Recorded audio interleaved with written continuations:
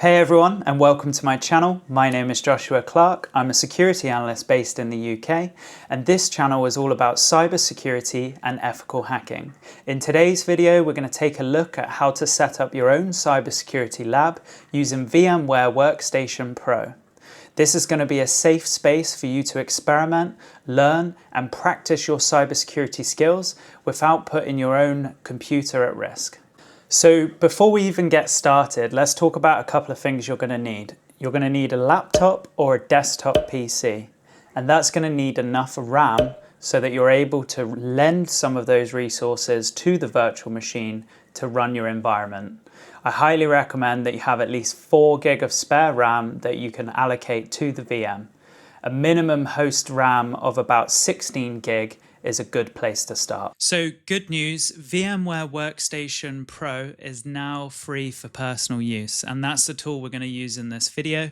There are other options like VirtualBox or Hyper-V, which I may cover in a future video, but for this video we're going to stick with VMware Workstation Pro.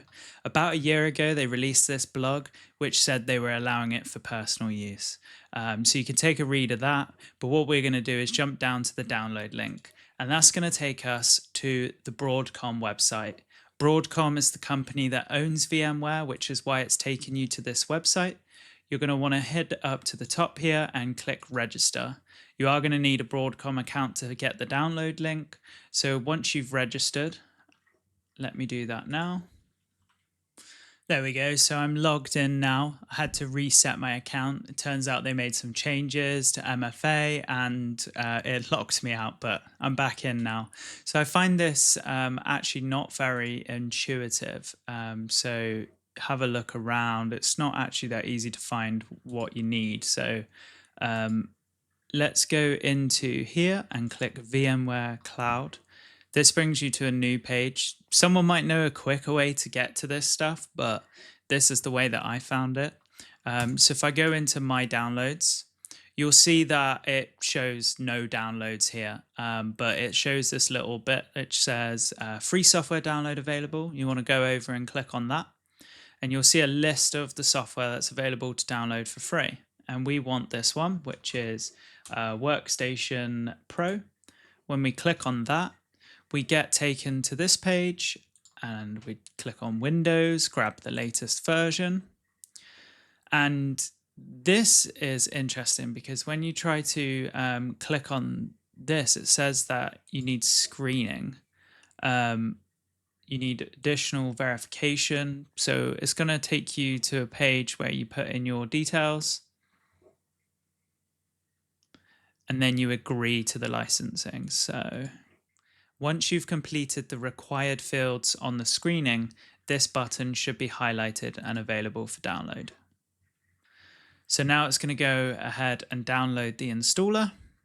And once the installer has downloaded, we can go through the installer steps. Okay, so the installer finished and I've just opened it. Okay, so that might be a little bit small, but I've just opened the installer and it's going to do some pre-checks and then it will allow you to start jumping through. So you accept the terms and conditions. You want to add it to path. You want to probably remove the customer experience, and it's up to you whether you want to leave automatic updates on, create a desktop shortcut, sure. And then for mine, it says upgrade because I already have it, but for yours, it will say install. So I'm going to go ahead and allow it to upgrade. So now that you've gone through all the installer steps and you open the program, you should see a screen that looks a little bit like this. And this means that you've installed Workstation Pro correctly and you're ready now to go and choose a distribution, an OS to run inside of a VM. So let's make that choice. So at this stage, most people are going to tell you to go and download Kali Linux because that is one of the most famous and well-known hacking distributions. But in this video, we're going to look at Parrot OS. So Parrot OS, I get on with it really well. It is the distribution that's used in Hack the Box's Pwnbox, and I just really like this flavor of Linux. So in this demonstration, we're going to go and download a copy of Parrot OS. So on the website here, you'll land on this homepage. I'll put a link in the description.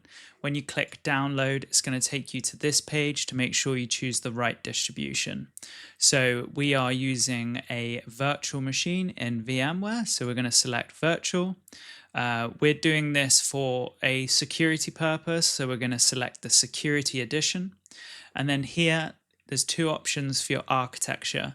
If you're using a desktop PC, you're almost certainly going to be AMD 64. So in here, we now have the option to download the distribution. And as you can see here, there's two different download options, VirtualBox and VMware Products. We're going to choose VMware Products because that's what we've just configured and installed on our machine. So we're going to let that download, and once that's downloaded, we'll have a look at spinning up this VM. One thing to take note of on this page is the default credentials. Most of these distributions that come with a lot of nice pre-installed and configured tools will have default credentials out of the box, while others will prompt you on installation to put in your own credentials. Once you've finished the download, extract the file using your archive tool of choice. I've used 7-zip, and here is the extracted file. And now we're going to go ahead and create our VM to run this file. So now with VMware Workstation Pro open, we're going to select Create a New Virtual Machine. And this is going to bring up the wizard for creating the machine. We're going to go for the advanced option so we can just talk about a few of the steps. But typically, as it says, typical will be fine for most people. So let's jump through here. We've got workstation 17.5, so we're going to leave it as that. We are going to install the operating system later. That's an important step because of the type of file that we've got. We can discuss that later. Linux, this is a Debian version of Linux, so let's leave that as is. We want to give it a name at this point, so let's call it Parrot OS. Okay, so you also choose where you want the VM to be stored. This is going to be the disk files, the configuration files. Where on your machine do you want that to be stored? Mine is just in Documents, Virtual Machines, which I'm happy with, so I'm going to continue. This part, you choose how many processors and cores you want to give to the VM. Just to start off with, leave this as default, and you can tweak with these settings later.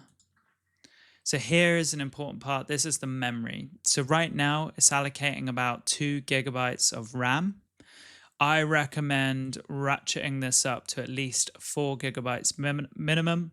Parrot OS can run on a lot less, but you're going to thank yourself later if you've got the spare memory to be able to give it a little bit more. It's going to run a lot nicer. So at this stage, you get asked about the network type. So there's multiple different network types available in Workstation Pro.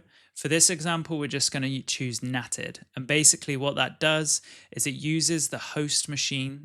So your machine that you have VMware Workstation installed on, it will share the IP address of that machine to communicate with the internet. Bridge networking, it will connect directly to your local network. And then host-only networking is where your host machine can talk directly to the VM, but the VM can't talk outside of it. And also you can use host-only networking to have multiple VMs talking to each other in Workstation Pro. Again, you can do that with a bridge network as well. They can all be talking on your local network. But for this example, we're going to choose network address translation.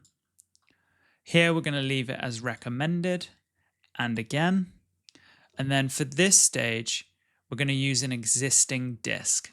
So Parrot OS has given us a VMDK file, which is a VMware Workstation disk file, which means it's already a virtual disk that we can just attach to this VM. What you'll find is if we jump back, a lot of other OSs, when you're setting them up, will give you an ISO disk, which is basically like plugging in a disk image which it installs from. In this case, we already have a virtual disk with the OS installed. So we're going to attach that disk that we downloaded earlier and run from that. So let's do that now. Let's find the disk. So I put it in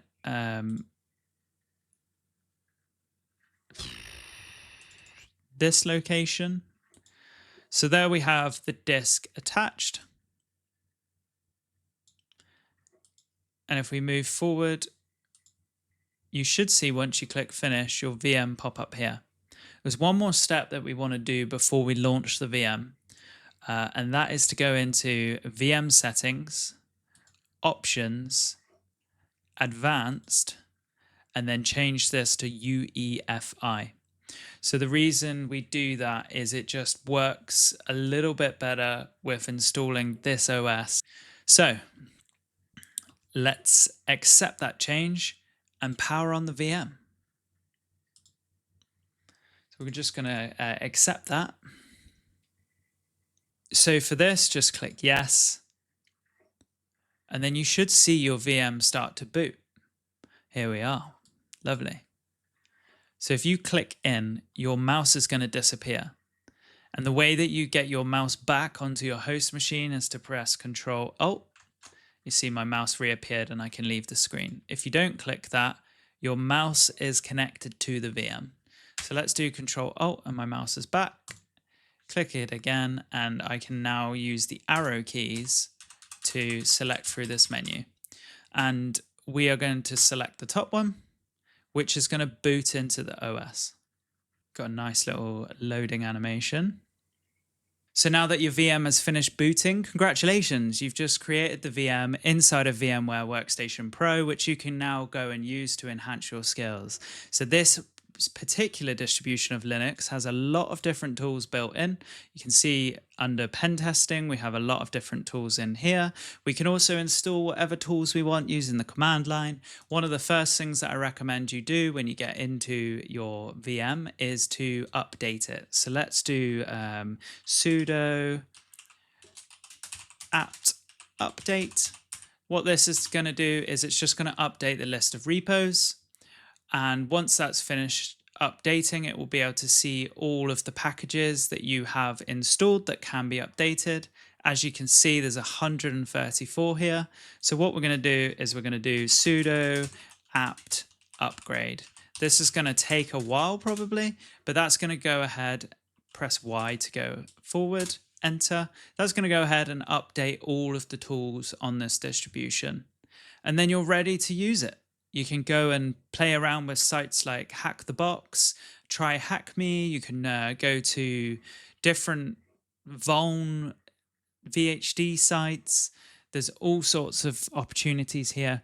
And similar to how we set up this distribution, you can set up a Windows virtual machine. You can set up server virtual machines. You can set up a whole host of different virtual machines in your lab. It's very similar to do it. And it's just the perfect way for you to practice and learn. So that really was just a short video to get you set up on your own cybersecurity distribution. You can take what you've learned here and use it on almost any other distribution that you want to run on your machine for training, and you can go and enhance your skills. I hope that this video was helpful for you. If you know all of this information already, don't worry, we have more content coming. And if you did like this video and you want to see more, click that subscribe button, give us a thumbs up, and we'll see you in the next one.